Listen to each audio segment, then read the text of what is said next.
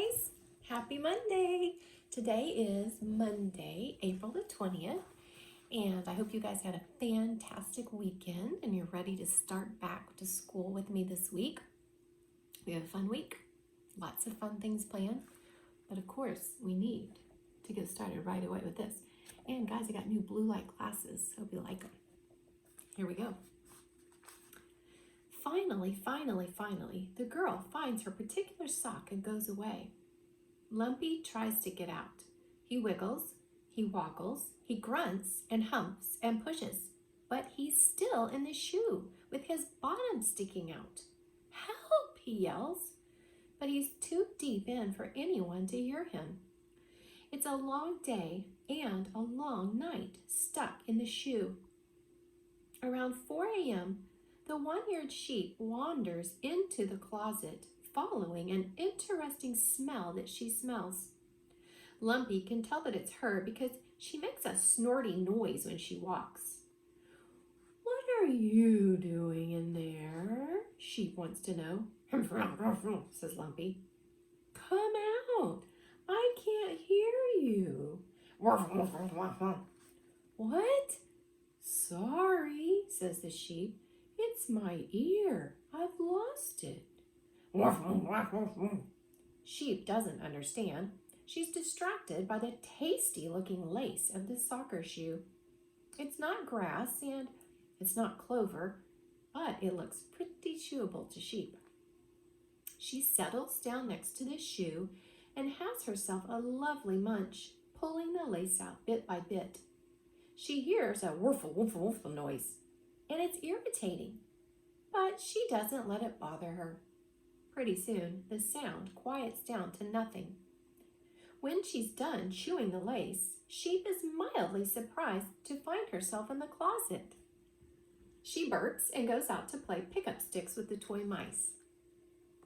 2 hours later, Lumpy, who fell asleep wedged in the dampness of the soccer shoe, wakes up to find he can lift his head. The lace has been chewed into 14 small pieces, and without it, the shoe flops open. Lumpy waggles his shoulders and stands up. Then he steps gingerly out and creeps into the bedroom to find the one-eared sheep dozing on the rug. "Thanks," he whispers, nuzzling her woolly face. "You're a true friend." Sheep has no idea what he's talking about. Just then, the little girl rolls over and makes a mumbling noise. She's waking up. Rumpa-lumpa, rumpa-lumpa. Lumpy gallops at top speed and dives behind the rocking horse in the corner. The girl stands and puts on her clothes. Then she begins looking around, under the bed, behind the bookshelf, even in the back of the closet, where Lumpy used to be hiding. What can you infer that she's looking for right now? Think about that. She's searching the room as if she's lost something, rooting through the toy shelf, tossing whirly tops and colored markers and board games and mice every which way. Then Lumpy hears a sad sound. He has heard it before, but not often. The little girl is crying. "He's not here," she wails. "I need him." Lumpy peeks through the legs of the rocking horse so he can see the girl's face. Her cheeks are wet. "Lumpy! Lumpy!" The girl throws herself on the bed, buries her face in the pillow, and weeps. "She misses me," Lumpy realizes.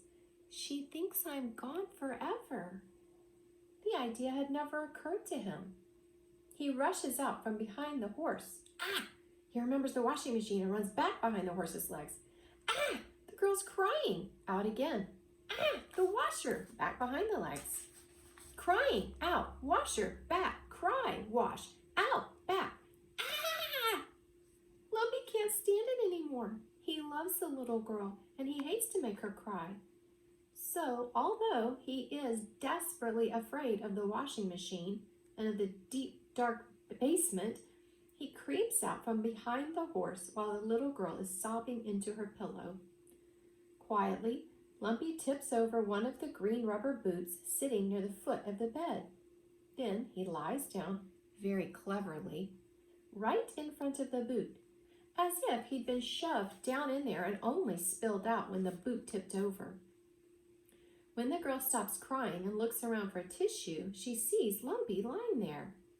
She picks him up and kisses him all over his peanut buttery face, squeezing him until he thinks his buffalo teeth might fall out.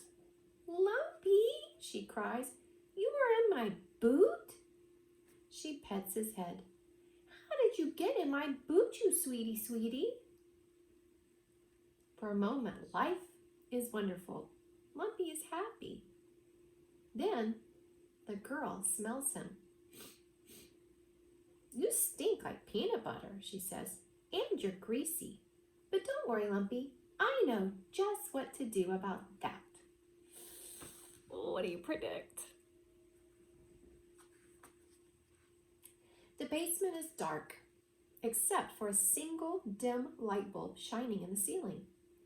There are cardboard boxes piled up high, and a tremendous amount of dust, just like Stingray said there would be. Lumpy can't see anything else, but he's sure there's something hiding in the corners, ready to pop out and scare a buffalo at any moment. The little girl left him sitting in a laundry hamper. She's gone to ask for help with the soap. Next to the hamper, the washing machine looms, towering in all its metal whiteness and terrifying bigness. Lumpy shuts his eyes and tries not to ponder it. What does ponder mean? We talked about that before. Think about that. Tries not to ponder it. Let me see if I can read another sentence and you can get it. But he ponders it anyways. Think deeply, right? Ponder means to think about something over and over deeply. He could scramble out of the hamper, he thinks, and hide himself in a corner. No, he doesn't like that. And the little girl would miss him. He could try to climb the stairs, but he's not sure he can make it. And even if he got to the top, the girl would just find him on the floor and wash him anyway. "I'm a greasy buffalo," he says to himself. You guys see? There he is in the basement. How's this going to turn out, guys? "I'm a greasy buffalo," he says to himself, because it sounds tough.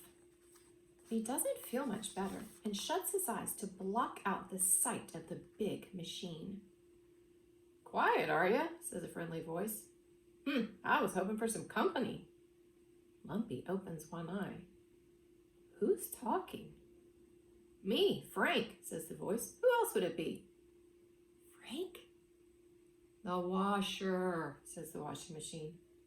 Lumpy opens his other eye. The machine isn't moving, but is certainly making conversation. "I didn't expect you to talk," says Lumpy. "No one ever does. It's a lonely life," says Frank. "Just me and a dryer that never has anything interesting to say." Mumbles the dryer, a large brown contraption sitting next to Frank. "Well, you don't, do ya?" says Frank testily. Says the dryer. "This is how it is, all day long," complains Frank. "She's never any fun." "What's that on you? Applesauce?" "Peanut butter." "Don't worry, I can fix you right up. Peanut butter's no problem. Done it tons of times before. It's very greasy. I'm an excellent washing machine, top of my game. Not that anyone really notices." "Tuk-Tuk never told me about you," says Lumpy, standing up on his hind legs to peep over the edge of the laundry basket at Frank. "What is Tuk-Tuk?" "A towel, a yellow one with frayed edges." "I think I've seen her around." Complains the dryer. "Exactly," says Frank. "Those towels are stuck up. None of them ever says a word to either one of us. It's like they think they're so popular." "Do you talk to them?" asks Lumpy. "Oh, they're busy amongst themselves," says Frank. "I can't get a word in edgewise. Not that they'd pay me any mind." "Tuk-Tuk is beautiful," says Lumpy, who's very loyal. "Pretty is as pretty does, that's what I say." "Maybe she doesn't know you talk." Frank had never thought of that. "If you don't talk to her, I bet she doesn't know, says Lumpy, feeling helpful.